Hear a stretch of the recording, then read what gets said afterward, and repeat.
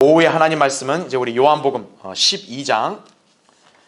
자, 우리 지난 시간에 이어서 이제 24절부터 이제 살펴보도록 하겠습니다. 자, 이제 헬라인들이 예수님을 찾아왔죠. 예수님이 이제 그들을 만나시고 또 이제 마침내 그분이 죽으실 때가 이제 다가왔음을 이렇게 예고하십니다. 그렇죠? 자, 그래서 주님은 자신의 이 죽으심에 관하여서 이 놀라운 원칙을 여기서 제시하십니다. 자, 거기 24절부터 26절을 볼게요. 진실로 진실로 내가 너희에게 말하노니 한 알의 밀이 땅에 떨어져 죽지 아니하면 한 알 그대로 남아있지만 죽으면 많은 열매를 맺느니라. 자기 생명을 사랑하는 사람은 그것을 잃을 것이요 이 세상에서 자기 생명을 미워하는 사람은 그것을 영생에까지 보존하리라. 누구나 나를 섬기고자 하면 나를 따라오라. 내가 있는 곳에는 나의 종도 거기에 있으리니 누구나 나를 섬기면 아버지께서 그를 높이시리라. 이렇게 되어 있습니다. 자, 사실 이 원칙은요 굉장히 심오한 진리를 담고 있을 뿐만 아니라 사실 우리 인생의 실생활에도 이렇게 적용되는 법칙이기도 합니다. 자, 먼저 1번을 보십시오. 24절에 한 알의 밀이 땅에 떨어져 죽으면 이렇게 나옵니다. 자, 여기서 우리가 지칭되는 걸 잘 봐야 돼요. 한 알의 밀이에요. 밀이 땅에 떨어진다 이거예요. 떨어져서 심겨지는 것을 죽는 것으로 비유합니다. 그래서 죽지 않으면 그냥 한 알이 그대로 있는 거고 죽어야만 어떤 거예요? 많은 열매를 맺느니라 이렇게 되어 있습니다. 자, 예수님께서 친히 십자가에서 죽으실 것을 언급한 말씀이라는 거죠. 그러니까 바로 앞절에서는 이제 주님이 영광 받을 시간, 즉 십자가에 죽으실 시간을 먼저 언급하신 다음에 그분의 죽으심을 한 알의 밀이 땅에 심겨지는 걸로 그렇게 묘사하여 설명하는 거죠. 자, 괄호 1번 보세요. 실제로 옥수수 나달을 땅에 심게 되면 옥수수 한 알이 자라서 한 그루가 되고 그 한 그루에 적어도 서너 개 옥수수가 달리며 한 개에 적어도 300개 이상의 나달이 달린다고 한다 이거죠. 그러니까 우리도 보면 어떤 씨앗이라는 게 되게 작잖아요. 근데 그 종자를 심으면 어때요? 거기서 엄청난 결실이 나온단 말이죠. 그렇죠? 크기를 비교해 보면 이렇게 조그만한 그런 씨인데 어떻게 여기서 그런 열매가 나오냐 이거죠. 그렇죠? 지금 여기서 지칭하고 있는 이 밀도 일종의 어떻게 보면 옥수수 나달로도 성경에서는 이렇게 같이 혼용해 쓰입니다. 그러니까 지금 제가 여기서 예를 든 것도 옥수수 나달 한 움큼만 만약에 심어도 거기에서 몇 그루가 나오고 그 한 그루의 옥수수가 적어도 300개 이상 달렸다는 거죠. 그 많은 옥수수가 생긴 게 뭡니까? 한 알인 거예요. 자, 이러한 현상은 성경에서 언급된 풍요를 가져오는 위대한 법칙이라는 거죠. 자, 그래서 밑에 괄호 2번 보세요. 이와 같이 예수 그리스도께서 십자가에서 죽으심으로 인해 많은 사람들이 구원을 받게 된다는 얘기죠. 자, 이 비유를 그대로 풀어서 해석을 하면 한 알의 밀이 안 죽는다. 그러면 한 알은 그대로 있는 거예요. 근데 그 뒤에는 아무것도 없는 거죠. 예수 그리스도가 죽으시지 않으면 그분은 그대로 있는 거예요. 하지만 그분을 믿고 태어날 그러한 자녀들이 없는 거죠. 그러니까 예수 그리스도가 십자가에서 죽으셔야만 비로소 이제 그분을 믿는 많은 성도들이 이제 나오게 된다는 얘기죠. 주님의 고귀한 희생으로 마침내 자, 뭐가 태어나게 된 것이라고요? 한 씨. 여러분 이걸 잘 표시해 주세요. 한 씨. 자, 이에 관한 예언이 이사야 53장 10절에 나옵니다. 거기 보시면 그를 상하게 하는 것이 주를 기쁘시게 할게 이렇게 나오죠. 주께서 그의 혼을 속죄 제물로 만드실 때 잘 보세요. 그가 뭐를 본대요? 자신의 씨를 보리니 나옵니다. 그가 자신의 날들을 늘릴 것이요 주의 기쁨이 그의 손에서 번창하리라 이렇게 기록되어 있습니다. 그렇죠? 그러니까 주님이 자신을 제물로 드리게 되면 어떤 거예요? 그 이후에 태어날 씨를 보게 된다는 거죠. 자, 그러면 괄호 3번 보세요. 이 씨가 뭐냐 이거예요. 성경은 한 세대이자 한 백성으로 묘사를 한다는 얘기죠. 거기 제가 시편 22편 30, 31절 기재해놨죠. 잘 보세요. 한 씨가 뭐래요? 그를 섬길 것이요 나옵니다. 그 다음에 그것이 주께 뭐로 여겨진대요? 한 세대. 그러니까 여기 한 씨라는 게 우리가 그냥 표면적으로 알고 있는 씨야 이게 아니라 여기에 씨는 일종의 상징적인 개념이에요. 즉 어떤 한 무리의 사람을 일컫는다는 얘기죠. 예. 그걸 한 세대라고 표현하는 거죠. 그 다음에는 그들이 와서 잘 보세요. 어떤 백성이라고 얘기해요? 태어날 한 백성이라고 얘기합니다. 한 백성을 위한 그의 의를 선포하리니 이는 그가 이것을 행하셨습니다. 이렇게 나옵니다. 참고로 시편 22편은 십자가의 죽으심을 예언하는 시예요. 예. 그래서 십자가의 죽음을 예언하는 시편 22편 끝에 절에 한 씨가 등장한다 이거죠. 즉 십자가의 죽음으로 태어날 한 백성을 지금 여기서 언급하고 있는 거예요. 자, 그러니까 십자가의 죽음으로 태어나는 그 백성, 그 세대가 누구겠어요? 바로 4번에 이 세대가 누구냐? 바로 교회라는 얘기죠. 교회. 예수 그리스도가 십자가의 죽으심으로 마침내 이제 거듭난 백성들이 나올 수 있게 된 거잖아요. 그렇죠? 그 거듭난 그리스도인들이 바로 한 몸인 교회를 이루잖아요. 그렇죠? 예. 그래서 오늘날 예수 그리스도를 믿고 구원받은 성도들이 자 얼마나 많습니까? 그렇죠? 예. 그러니까 예수님은 자 그러한 앞으로 있을 일들에 대해서 하나의 비유로 이렇게 예언을 하신 거란 얘기죠. 예. 이제 한 알의 밀이 죽게 되면 이제는 많은 열매가 나오게 될 것이다 이거죠. 예. 그래서 하나님과 무관한 많은 이방인들이 특히 어때요? 구원을 받았죠. 예. 주님은 바로 이 점을 암시하는 말씀을 선포하신 것이다 이거죠. 예. 그렇게 여러분이 이해하시면 됩니다. 자, 그럼 밑에 2번 보십시오. 25절에 자기 생명을 사랑하는 사람은 그것을 잃을 것이요 이 세상에서 자기 생명을 미워하는 사람은 그것을 영생에까지 보존하리라 이렇게 나오죠. 우리 인간의 이성으로 볼 때는 뭔가 안 맞아요. 그렇죠? 아, 사람이 뭔가 애착을 가져야 그게 오래 보존된다. 보통 우리는 이런 사고를 가졌잖아요. 근데 성경은 오히려 정반대 법칙을 얘기합니다. 예. 자기 생명을 막 너무나 집착하고 사랑하는 사람은 오히려 잃을 수 있다. 거꾸로 오히려 자기 생명을 미워하는 사람은 얻는다. 이렇게 얘기하죠. 자, 주님께서 가르쳐 주시는 생명의 원칙이고 자기 부인과 십자가의 원칙이라는 점을 여러분 여기서 기억하시면 되는 거예요. 예. 실로 이것은 역설의 진리라는 거죠. 예. 역설이라는 게 뭐냐면 뭔가 이렇게 앞뒤가 잘 안 맞는 모순된 상황인데 그런 가운데서도 뭔가 알려주는 그런 불변의 어떤 그런 현상이나 어떤 그런 일들 이런 거를 가리킬 때 역설이라는 말 쓰잖아요. 그렇죠? 예. 자, 지금 주님이 하신 이 말씀은 역설의 진리라는 거죠. 자, 밑에 괄호 1번 보십시오. 여러분 예수님께서 정사와 권세를 어떻게 이겼나요? 예수님이 무력으로 싸워 이겼나요? 아니죠. 오히려 그분 자신이 십자가에서 죽어서 정사와 권세를 이기셨죠. 거기 골로새서 2장 14절 15절 교환에 나오죠. 우리를 대적한 손으로 쓴 법령을 지워버리고 잘 보세요. 그의 어떻게 했대요? 십자가에 못 박아 없애셨으며 정사들과 권세들을 벗겨내어 그것들을 공개적으로 나타내시고 십자가로 그들을 이기셨느니라. 그러니까 예수 그리스도가 그 악한 이런 정사와 권세를 다 뭐로 이긴 거예요? 십자가의 죽음으로 이겼다는 거죠. 예.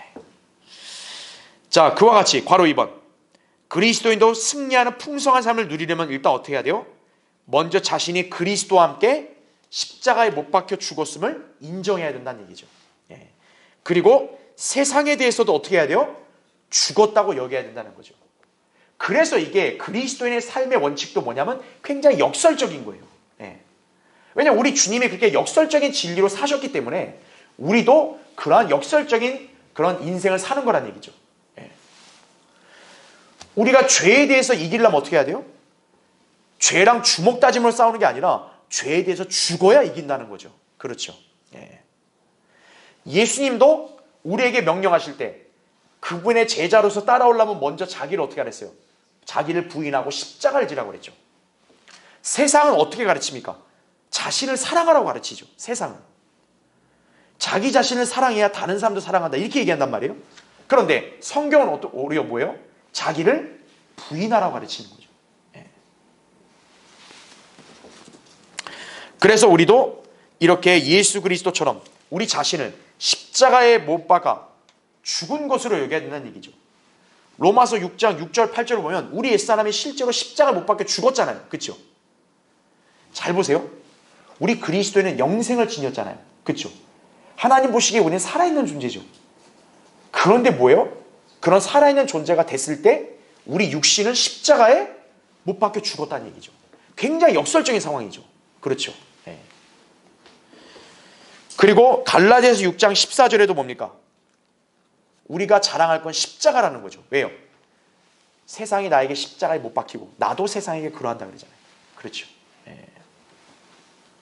그래서 사도 바울이 고린도서 15장 31절에 했던 말이 뭡니까? 나는 매일 죽노라 이거예요. 네. 아니 사람이 죽는데 어떻게 살아요? 근데 그리스도인은 뭐예요? 매일 죽노라 이거예요. 매일 내가 죽노라 하지만 살아있는 거죠. 그렇죠? 예. 그래서 밑에 괄호 3번 특히 바울은 그리스도인들의 삶의 자세에 관해서 이런 역설의 진리를 적용했어요. 다음 페이지 보십시오. 자, 여러분이 너무나 잘 알고 있는 갈라디아서 2장 20절 말씀입니다. 내가 그리스도와 함께 십자가에 못 박혀 있으나 그럼에도 나는 살아있노라. 그러나 내가 사는 것이 아니요 그리스도께서 내 안에 사시는 것이라. 이렇게 나오죠. 당연히 상식적으로 뭐예요? 십자가에 못 박히면 죽은 거예요. 근데 분명히 성경은 우리가 육신이 십자가에 못 박혀 죽었다 그랬는데 지금 우리 육신이 아예 죽은 거 아니잖아요. 살아있단 말이죠. 그럼 왜 살아있냐? 옛날에 내가 살아있는 게 아니라 내 안에 계신 예수 그리스도가 살아계시기 때문에 어떤 거예요? 내가 비록 육신이 십자가에는 못 박혀 죽은 거지만 그래도 육신이 지금 활동하고 있는 이유가 그거란 얘기죠.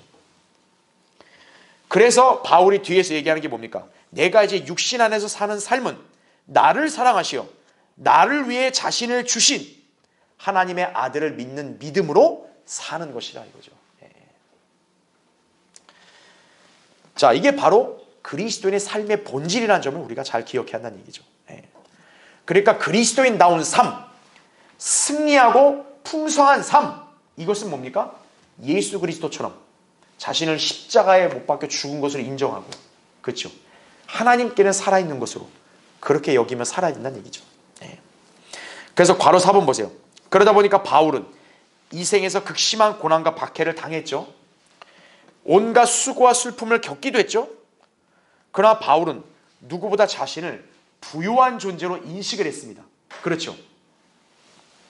여러분도 이 바울 서신을 보면 바울이 야, 나 진짜 삶 너무 힘들어서 나 가난해가지고 야, 나 돈도 없고 막 바울이 그렇게 생색낸 거 본 적 있어요?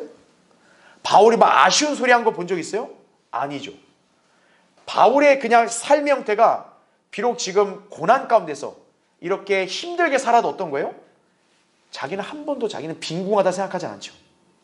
자기는 오히려 그리스도 안에서 부유한 존재라고 그렇게 여기죠. 왜 그렇습니까? 바울은 인생의 방향이 이생으로 향해 있는 게 아니기 때문에 그런 거예요. 만약에 우리의 삶의 방향과 목표가 이생으로 향해 있다면 우린 참 처참한 사람이죠. 그렇죠? 낙이 없죠. 그런데 바울은 어떤 거예요? 이 썩어 없어질 이 세상이 아니라 자기는 다가올 영원한 생명, 이거를 붙잡으며 살아왔다는 얘기죠. 디모데전서 6장 12절에 나온 대로 우리에게도 그러잖아요. 영원한 생명을 붙잡으라 그러잖아요. 바로 그게 뭐냐면 다가올 영혼을 대비하는 삶을 살라는 거죠. 예. 자, 그렇게 되면 어떻게 돼요? 바로 그 교환에 나온 대로 우리가 잠시 받는 가벼운 환난이 어때요? 훨씬 뛰어난 영원한 영광의 비중을 이루어간다는 점을 우린 다 알 수 있다는 얘기죠. 고린도서 4장 17절에 나온 대로. 즉, 나는 이 땅에서 환난을 겪어요. 근데 이 땅에서 내가 주님을 위해 환난을 겪은 만큼 저 하늘은 뭡니까? 앞으로 나에게 주실 영원한 영광의 그런 유업이 쌓여간다는 얘기죠. 예. 그러니까 우리가 그걸 바라보면 어떤 거예요? 내가 이 생에서 좀 덜 누리고 남들이 가진 거 내가 좀 못 갖는다 해도 그건 대수롭지 않다는 얘기죠. 그거 신경 안 쓴다는 얘기죠. 내가 오히려 남들은 안 겪을 고통을 내가 겪고 있다 이거 이 땅에서. 나 그거 이렇게 개의치 않는다는 얘기죠.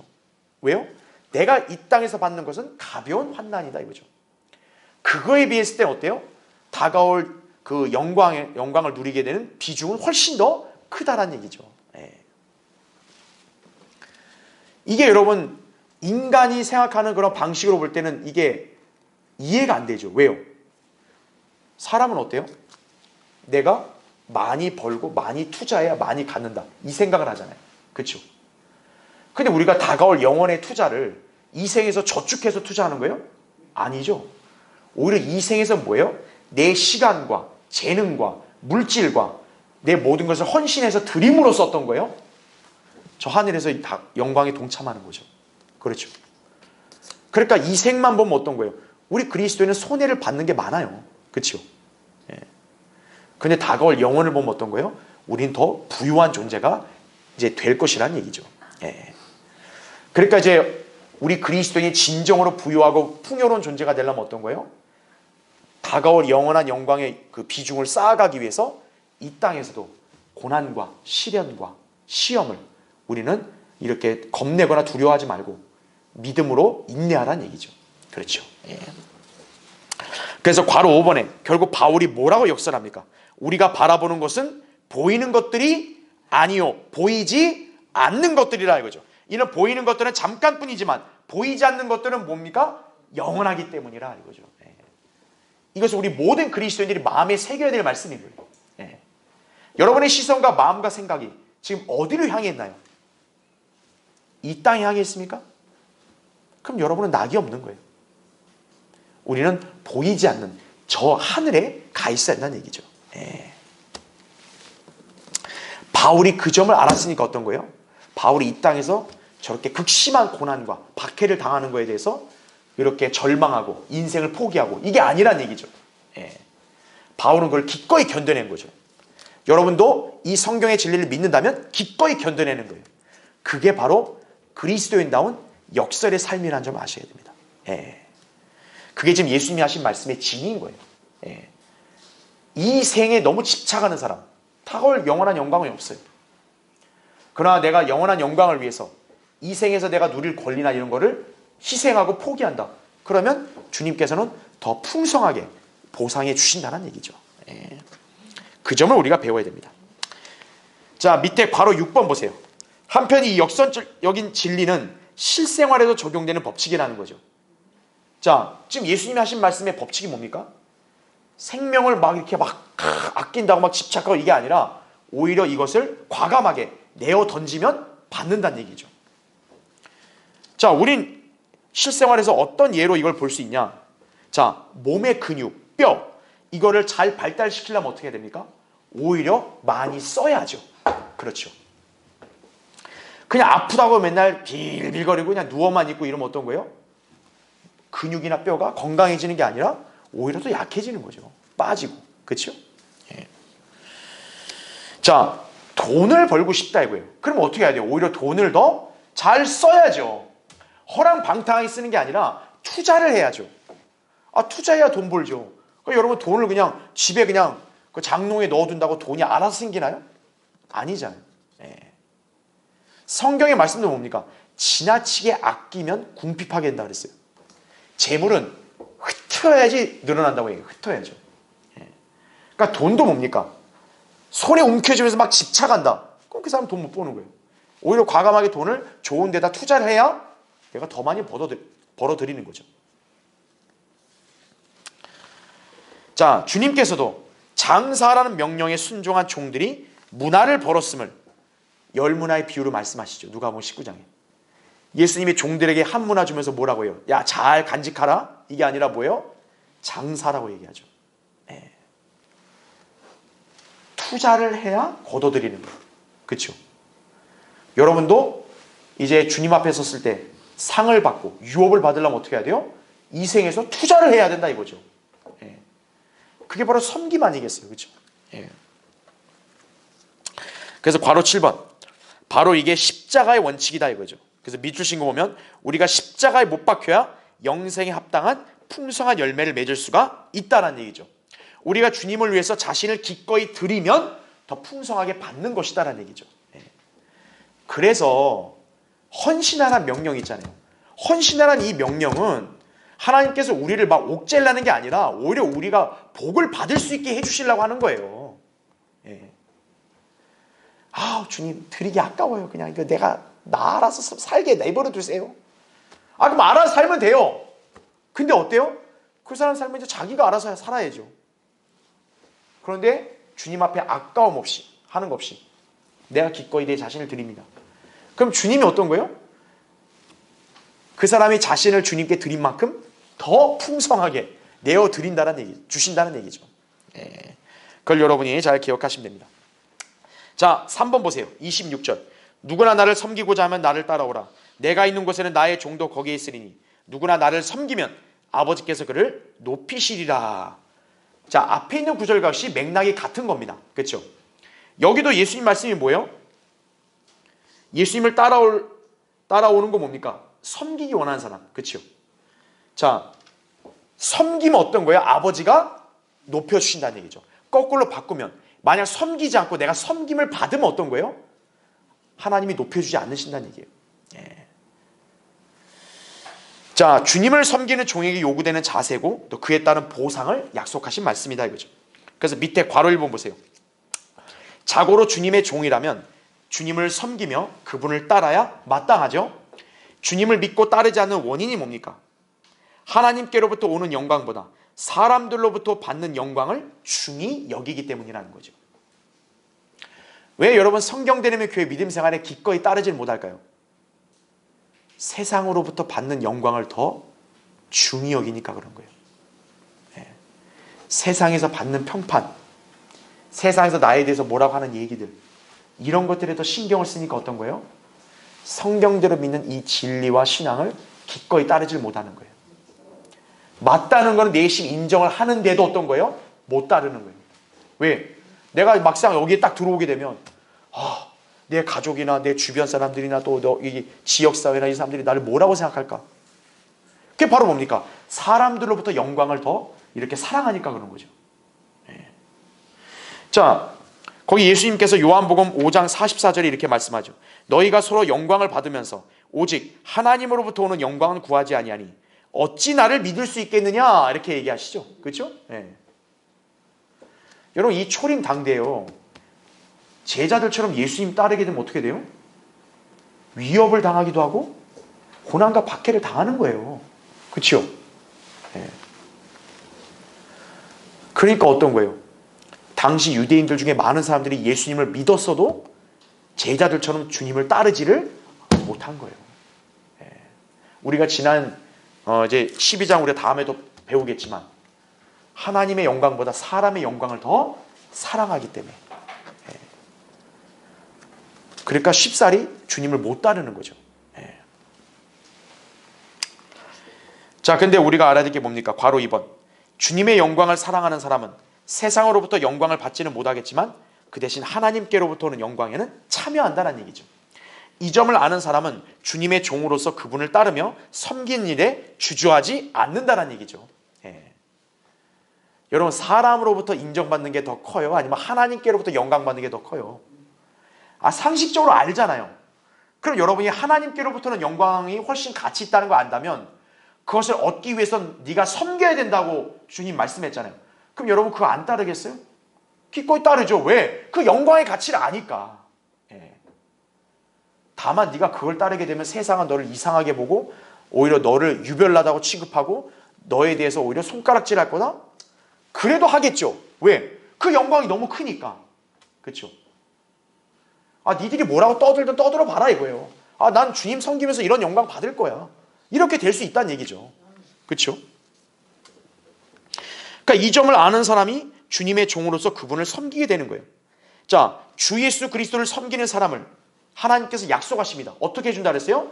높여주신다고 약속하셨죠. 괄호 3번. 다만 주님의 종이 누리게 될 영광은 이 생에서 주어지는 건 아니란 얘기죠. 그러니까 이 세상에서 높임 받기 위해서 내가 예수님 믿겠다. 그럼 그 사람 번지수 잘못 짚은 거예요.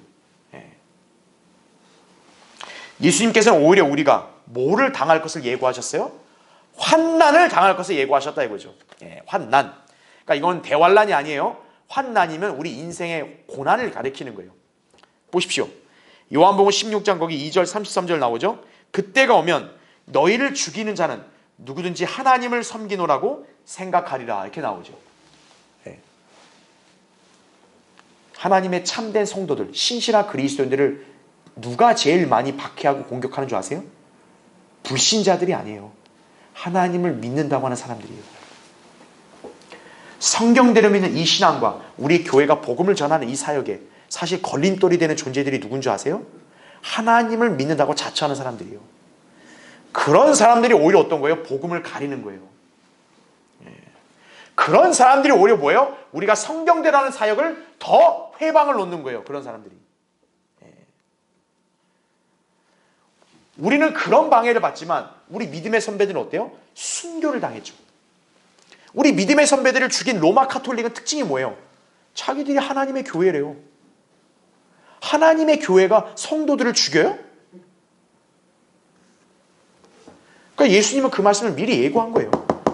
앞으로 너네를 소위 나를 자칭 믿는다고 하는 그런 자들이 죽일 거란 얘기죠. 박해할 거란 얘기죠. 그러면서 16장 33절에도 이렇게 언급하셨다고요. 세상에서는 너희가 뭐를 당할 것이나 환난을 당할 것이나 이거죠. 대신 주님은 그 뒤에 약속하십니다. 기운을 내라. 내가 세상을 이겼노라. 이렇게 약속하시는 거죠. 세상을 이기신 분이 지금 여러분 안에 계시는 거예요. 예. 그러니까 세상에서 환난을 당해도 주눅 들거나 겁먹거나 낙심하지 말라는 거예요. 예. 우리가 그런 약속이 있으니까 어떤 거예요? 이 땅에서 성경대로 믿고 주님을 섬기는 일을 우리는 두려워할 필요 없다는 얘기죠. 기꺼이 하면 된다는 얘기죠. 자, 괄호 4번 보세요. 성도가 이 생에서 그와 함께 고난을 감당하게 되면 장차 그분과 함께 뭐도 받게 될 것이다? 영광도 받게 될 것이다. 이게 로마서 8장 17절에 나온 말씀이죠. 그리스도와 함께한 공동 상속자들이죠. 우리가 주님과 진리를 위해서 참으면 유업의 상을 주께로부터 받아서 천년왕국 때 그분과 함께 다스릴 것이다라는 얘기죠. 디모데서 2장 12절에 나온 대로. 예. 이 점을 선명하게 보여주는 그림이 좀 전에 제가 언급했던 열문화에 비운 거죠. 예. 여러분 장사하는 게 쉽겠어요? 어렵죠. 장사에서 이윤을 남기려면 얼마나 많이 머리를 써야 되고 또 거기에 대해서 어떤 결단을 내릴 때까지 어떻게 고뇌에 쌓일 수도 있고 그렇죠? 또 예기치 않은 일이 발생할 수도 있고 그렇죠? 장사가 쉬운 게 아니잖아요. 그런 역경을 다 헤쳐나가고 이겨내야 어떤 거예요? 마침내 이윤이 창출이 되잖아요. 그렇죠? 예. 마찬가지라는 거죠. 우리가 주님께로부터 그냥 상과 유업을 거저받는 게 아니라는 거죠. 그거를 받을 만한 가치가 있는 사람으로 살아야 된다는 얘기죠. 그게 바로 이 땅에서 그리스도와 함께한 고난에 동참하는 거예요. 그게. 예. 예수님이 초림 때 와서 군림했나요? 아니죠. 섬기셨죠. 그 예수님이 우리에게 하신 말씀은 뭐예요? 너희도 섬기라는 거죠. 그래야 아버지가 너희를 높여주신다는 거예요. 예. 그래서 맨 밑에 괄호 5번 그렇게 주님께서는 우리에게 죽기까지 신실하라 계시록 2장 10절에 그렇게 명령하신 것이다 이거죠. 그러면 주님께서는 우리에게 뭐를 수여해 주실 것이라고요? 면류관을 수여해 주실 것이다. 바울은 이런 상을 위해서 부르심 받은 대로 신실하게 행했던 것이라는 얘기죠. 우리가 잘 아는 빌립보서 3장 14절이 뭡니까? 그리스도 예수 안에서 하나님의 고귀한 부르심의 상을 위하여 그 표대를 향해 쫓아갈 뿐이라는 거죠. 예. 그래서 밑에 괄호 6번 그리스도인이 열망해야 할 것은 장차 그리스도의 심판석에서 주님께로부터 칭찬과 상을 받는 것이다 이거죠. 그때까지는 누가 잘했니 못했니 기니 아니니 그렇게 판단하는 데 시간을 보내지 말라는 거예요. 예. 왜요? 그 사람이 상 주는 게 아니잖아요. 그렇죠. 여러분도 무슨 목사 앞에서 뭐 이렇게 잘 보려고 뭐 알랑방귀 그럴 필요 없는 거예요. 왜요? 상은 목사가 주는 게 아니니까. 상은 주님이 주시는 거예요. 예. 여러분 옆에 사람이 상 주는 게 아니라고요. 그렇죠. 그래서 고린도서 4장 5절에도 이렇게 나오죠. 그러므로 때가 이르기 전 주께서 오시기까지는 아무것도 판단하지 말라. 주께서 어둠에 감추어진 것들의 빛을 비추시고 마음의 의도들을 나타내시리라. 그때서야 하나님께로부터 각 사람이 이제 뭐를 받는다고요? 칭찬을 받으리라 이거죠.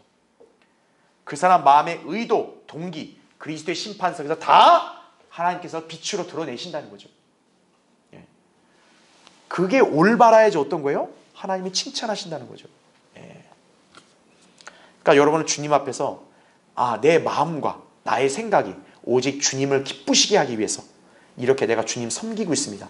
항상 그런 자세를 유지해야 돼요. 그래야 주님 앞에 갔을 때 여러분 칭찬받을 수 있다는 얘기죠. 그렇죠? 예. 누구에게나 눈 가림을 할 필요 없다는 얘기죠. 그렇죠?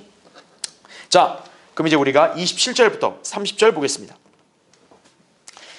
이제 내 혼이 괴로우니 내가 무슨 말을 하리요. 아버지시여 이 시간으로부터 나를 구해 주소서. 그러나 이 일을 위하여 내가 이 시간까지 왔사옵니다. 아버지시여 아버지의 이름을 영화롭게 하옵소서 라고 하니 그때 하늘에서 뭐가 났대요?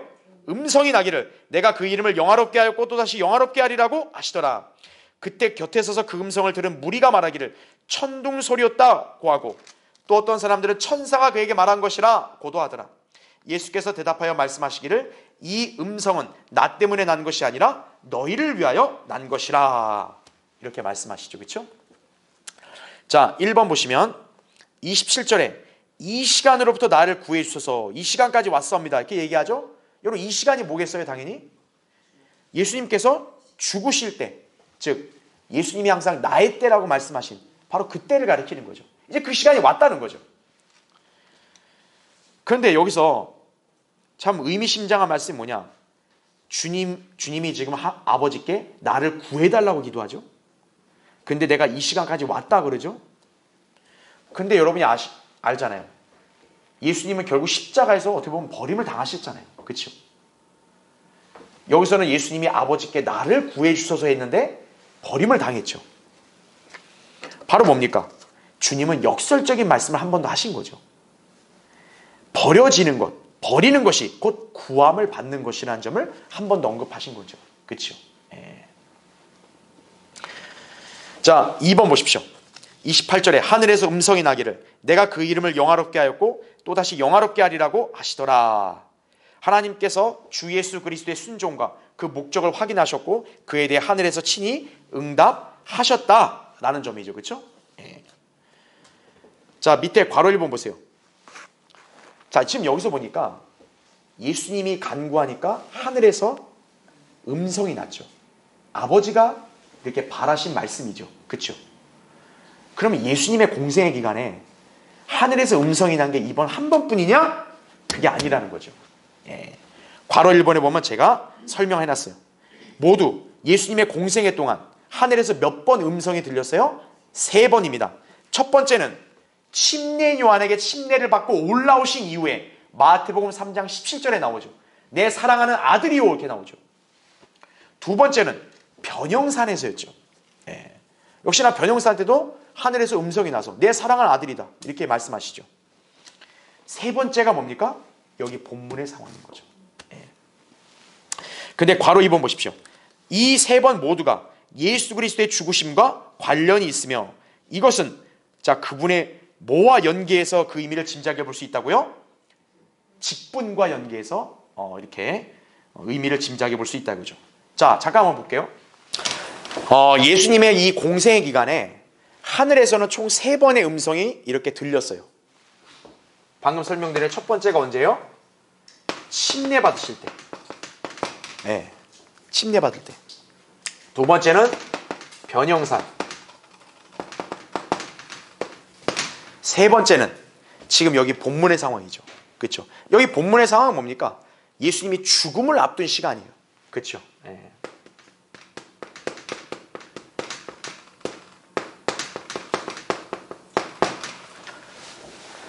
자, 그런데 왜 하필 음성은 3번 났냐 이거죠. 왜 하필? 그렇죠? 이 3번은 마치 뭐를 연상하게 하냐? 예수님이 가지신 직분과도 이렇게 연계가 된다는 점을 우리가 이렇게 직감할 수 있는 거예요. 여러분 첫 번째, 예수님이 침례를 받으신 것은 어떤 성격이 있습니까? 이제 그분이 예수님이 침례를 받고 나서 본격적으로 사역을 시작하셨죠. 그렇죠? 초림 때 예수님은 어떤 직분을 일하셨습니까? 선지자라는 걸 여러분 아마 기억하실 거예요. 그렇죠? 네. 이제 선지자로서 어떤 거예요? 이제 그분께서 본격적으로 사역을 하시려고 할 때 어때요? 요한에게 침례를 받으신 거죠. 그렇죠? 네. 그러면서 동시에 뭡니까? 여기서 중요한 것은 침례가 뭐를 상징합니까? 죽음을 상징하죠. 물에 잠기는 게, 우리도 침례식 할 때 어떻게 물에 잠기는 게 무덤에 들어가는 걸로 상징이 되잖아요. 죽음인 거죠. 즉 주님은 선지자로서 이제 죽으실 그런 사역을 시작하시는 거죠. 그때 바로 하늘에서 뭐예요? 음성이 났다는 얘기죠. 두 번째는 변형산. 자, 변형산은 뭐와 연관이 있냐? 변형산의 양옆에 누가 나타났어요? 모세와 엘리야가 나타났습니다. 그런데 모세, 엘리야가 나타나서 예수님과 무슨 얘기를 했나요? 다른 복음서에는 안 나오는데 누가복음에 보면은, 누가복음 9장 31절에 보면 모세와 엘리야가 지금 예수님과 같이 주님의 죽으심을 이야기한다고 그렇게 나옵니다. 즉 우리가 변형산 사건이 흔히 이제 재림에 대한 예표라고 우리가 예언적으로 많이 공부했지만, 실제로 모세와 엘리야와 예수님 사이에서는 서로 오간 대화가 뭐예요? 주님의 죽으심이에요. 그럼 이 죽으심은 어떤 성격의 죽으심이냐면 제사장으로서의 죽으심이다 이거죠. 즉 뭐냐면 제사장은 어떤 속죄를 위해서 제물을 죽이는 거 아니에요, 그렇죠? 근데 대제사장이신 예수님은 특징이 뭐예요? 다른 제물을 드린 게 아니라 자기 자신을 제물로 드린 분이죠. 예. 역시나 마찬가지로 제사장으로서의 어떤 죽음과 연결된 성격이다, 이렇게 보시면 돼요. 마지막, 죽음을 앞둔 시간은 뭡니까? 이 타이밍이 언제예요? 우리 지난 시간에 공부한 예수님이 예루살렘으로 입성하실 때죠. 그때 모습이 뭐라 그랬어요? 왕이시죠. 그렇죠? 왕은 뭐를 받는 거예요? 영광을 받는 거죠. 지금 예수님은 자신의 죽음을 앞둔 이 시간에 대해서 지난 시간에 23절에 뭐라고 했어요? 인자가 영광받을 시간이라고 얘기하죠. 그러니까 여기서의 죽음 뭐냐? 왕으로서의 죽음과 연관이 있다는 얘기죠. 고로 하늘에서 예수님과 연관해서 세 번의 음성이 들린 것은 공교롭게도 예수님이 가지신 세 가지의 직분과 다 연계가 돼 있고, 거기에 공통점은 뭐다? 죽음이라는 얘기죠. 그러니까 우리는 이러한 숨겨진 진리를 우리가 이 시간 발견한 만큼 잘 숙지해야겠죠, 그렇죠? 이게 그냥 무단하게 그냥 세 번 들리고 이게 아니구나 이거죠. 물론 우리가 이제 30절, 31절 보면 알겠지만 예수님 말씀했죠. 이 음성은 나를 위한 게 아니라 너희를 위한 거라 그랬어요. 왜냐하면 예수님은 아버지 하나님과 늘 수시로 교제하기 때문에 솔직히 음성이 그렇게 막 크게 들릴 필요는 없는 거예요. 근데 왜 굳이 크게 들렸냐 이거예요. 거기 있는 사람들을 위해서다 이거죠. 너희를 위해서다 이거죠. 바로 이제 뭐냐면 주님의 죽으심이 이제 다가왔다라는 점을 다시 한 번 더 이게 알려주는 거예요. 상기시키는 거란 얘기죠. 그걸 여러분이 이해하시면 됩니다. 그 위에 동그라미 3번에 여하튼 예수 그리스도의 죽으심은 곧 하나님의 뭐였다고요? 영광이었기 때문에 그분의 죽음과 관련된 일이 있을 때 하늘에서 음성이 들렸던 것이라는 얘기죠. 그래서 예수님이 곧 십자가에 죽으실 때 명패에 쓴 글자가 뭡니까? 유대인의 왕이라는 표현이 나오잖아요. 그러니까 주님의 죽으심도 그분의 세 가지 직분과 다 연계가 되어 있다. 그렇게 이해하시면 되겠습니다. 자, 이제 3번을 보겠습니다. 29절에 천둥소리였다. 천사가 그에게 말한 것이라 이렇게 나오죠. 자, 하늘에서 들려오는 음성은 지금 하나님이 분명한 말씀을 하신 거예요. 그렇죠? 그런데 지금 그 곁에 있는 사람들은 그 말을 제대로 듣지를 못한 거예요. 단지 뭡니까? 천둥소리처럼 들린 거죠. 바로 이건 뭐냐면 구원받지 못한 자들은 하늘에서 들리는 음성을 결코 알아들을 수가 없다는 점을 우리에게 알려주는 거예요. 자, 이건 언제도 마찬가지냐? 성도가 휴거될 때도 마찬가지라는 거예요. 자, 밑에 괄호 1번.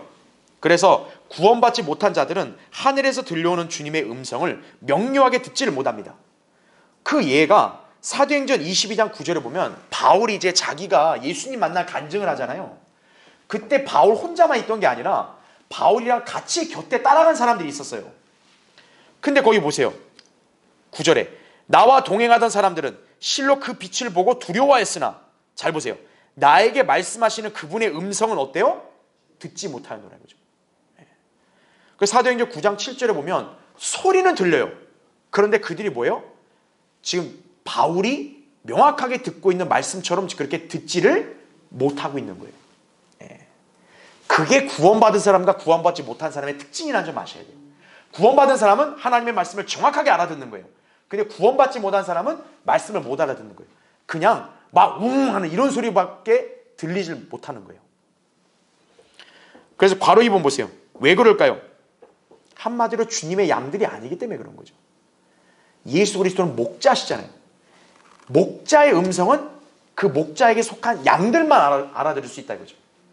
그러니까 구원받은 성도는 어때요?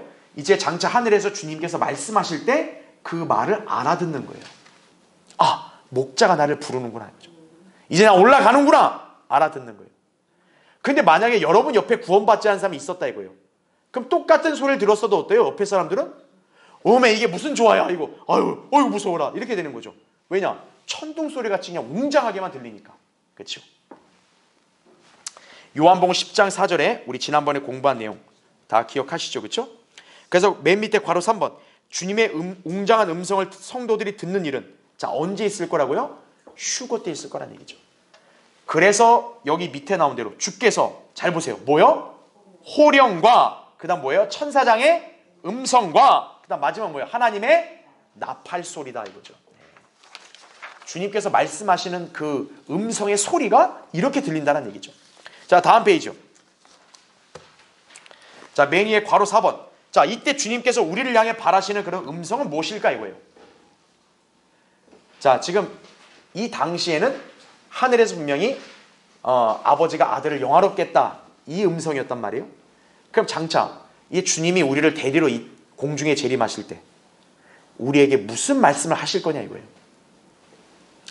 그것은 이리 올라오라일 것이다 이거죠. 이리 올라오라. 자, 그 예가 제가 교환에다 기재해놨죠. 요한계시록 4장 1절을 보면 알아요. 내가 들은 첫 음성은 잘 보세요. 뭐 같았대요? 나팔소리 같았대요. 지금 상황이 뭡니까? 요한이 하늘로 끌려 올라가는 상황이에요. 사도 요한이. 근데 지금 사도 요한이 음성이 뭐 같대요? 나팔소리 같대요. 이거 방금 여러분 기억 안 나세요? 사도 바울이 뭐라 했어요? 주께서 호령과 천사장의 음성과 하나님의 나팔소리. 그럴 때 우리가 끌려 올라간다 그랬죠. 지금 사도 요한도 어떤 거예요? 나팔소리 같은 음성을 듣고 보세요. 올라가는 거죠. 근데 요한에게 뭐라고 말했다고 나와요? 이리 올라오라.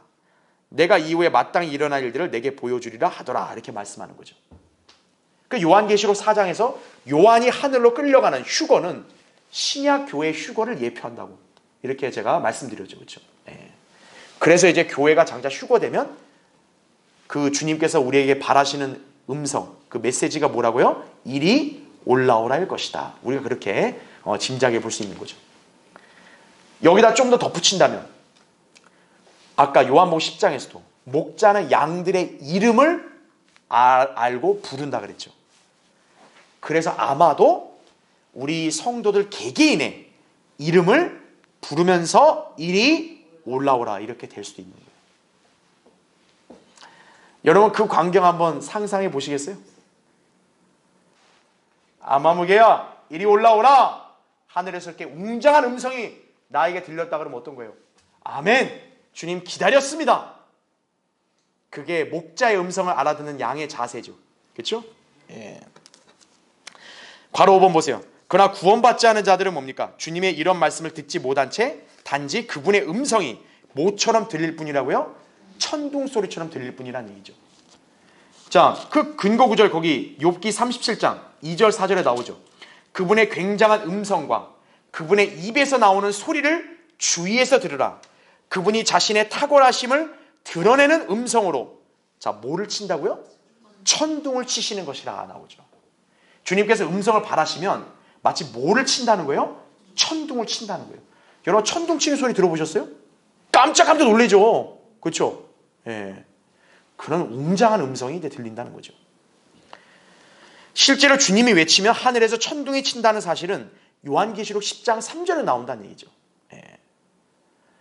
그렇기 때문에 혹시 우리가 휴거될 때도 정말 천둥이 치는 게 아닌가 그렇게 우리도 짐작해 볼 수도 있는 거예요. 그런 가능성도 있는 거죠. 그래서 예전에 어떤 분들도 막 장대비 내리고 막 천둥이 치면 막 그냥 긴장한 거예요. 아 이거 혹시 이거 주님이 오시는 거 아닌가 해가지고 그렇죠. 네. 늘 깨어있는 사람은 그럴 수 있는 거죠. 예. 자, 이제 마저 우리 31절부터 33절 보겠습니다. 이제 이 세상의 심판이 이르렀으니 이제 이 세상의 통치자가 쫓겨나리라. 또 내가 땅에서 들리면 모든 사람을 내게로 이끌어오리라고 하시니라. 이것을 말씀하시면 주께서 어떠한 죽음으로 죽으실 것인가를 의미하심이라. 이렇게 나오죠. 그렇죠? 자, 주님의 십자가 처형으로 일어날 일들을 지금 기술하고 있는 거예요. 자, 우리 교환에 거기 괄호 1번 보세요. 예수 그리스도의 죽으심으로 자, 뭐가 이르게 됐다고요? 이 세상의 심판이라는 거죠. 자, 이 세상에 대한 심판의 유예가 이제 종결됨으로써 세상은 중대한 전환점에 섰다는 점을 알려주는 거예요. 그게 바로 뭐냐? 세상의 운명이 멸망으로 확정된 순간이란 얘기죠. 그래서 갈보리 십자가는요, 굉장히 중요한 의미를 가진 사건이에요. 즉, 하나님께서는 그 전까지 어떤 거예요? 세상에 대해 오래 참아주시고 즉각 세상을 바로 멸망에 이르게 하는 게 아니라 기회를 주신 거예요. 그 기회의 절정이 뭐냐? 바로 자신의 아들을 이 땅에 보내서 십자가의 대속을 이루게 하신 거예요. 그 아들을 세상 사람들은 거부했죠. 십자가에 기꺼이 죽였죠. 결국 그 일로 어떻게 된 거예요? 심판이 확정이 된 거예요. 이제 이 세상 멸망 확정 이거죠. 여러분 법원에서 어때요? 딱 최종 선고 이렇게 되면 끝난 거잖아요. 그렇죠? 바로 그와 똑같다는 거죠. 세상의 운명이 이 갈보리 십자가 사건으로 뭐예요? 심판과 멸망으로 확정이 됐다는 얘기예요. 그걸 얘기하는 거예요. 그 다음에 괄호 2번 보세요. 또한 뭐도 확정이 됐냐? 이 세상 통치자인 마귀의 멸망도 확정이 된 것이라는 얘기죠.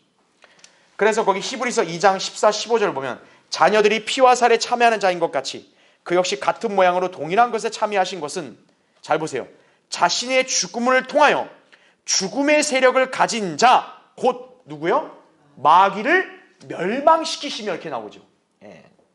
또 죽음을 두려움으로 평생을 노예로 속박되는 자들을 놓아주시려 함이니라 이렇게 나오는 거죠. 예. 그래서 괄호 3번 예수님께서는 십자가를 통해 이 세상의 통치자가 쫓겨날 것이라고 지금 말씀하셨죠. 그렇죠? 여러분 마귀는 뭐로 불립니까? 이 세상의 신으로도 불리죠. 고린도서 4장 4절에. 또 여기 나온 대로 이 세상이 뭡니까? 통치자라는 거죠. 예. 이제 그는 장차 나타나서 가증함을 확산시키지만 결국 어떻게 됩니까? 진멸되고 말 것이라는 얘기죠. 자, 요한복음에는 마귀에 대해서 이 세상의 통치자라는 말이 나와요. 그렇죠? 그런데 바울 서신에서는 마귀를 뭐라고 표현하고 있냐면 이 세상의 신이라고 얘기합니다. 그렇죠? 왜요? 마귀가 아직 세상을 통치하는 자로 나타나지를 않았기 때문에 교회 시대 때는 이 세상의 신으로 이렇게 불리는 거예요. 그러나 대환란 때는 어때요? 이 자가 이제 실제로 세상을 통치하려고 나타나죠. 그래서 대환란 때는 이 세상 통치자가 되는 거예요. 다시. 예. 그렇지만 그는 잠시 통치하다 어떤 거예요? 재림 때 멸망하고 말 것이라는 얘기죠. 예. 그러니까 결국 마귀는 운명이 또 역시 확정이 된 거예요. 예. 지배 권력을 결국 상실하고 쫓겨나서 나중에는 불못에 던져질 운명인 것이라는 거죠. 요한계시록 20장 10절에 나옵니다. 그래서 괄호 4번 보세요.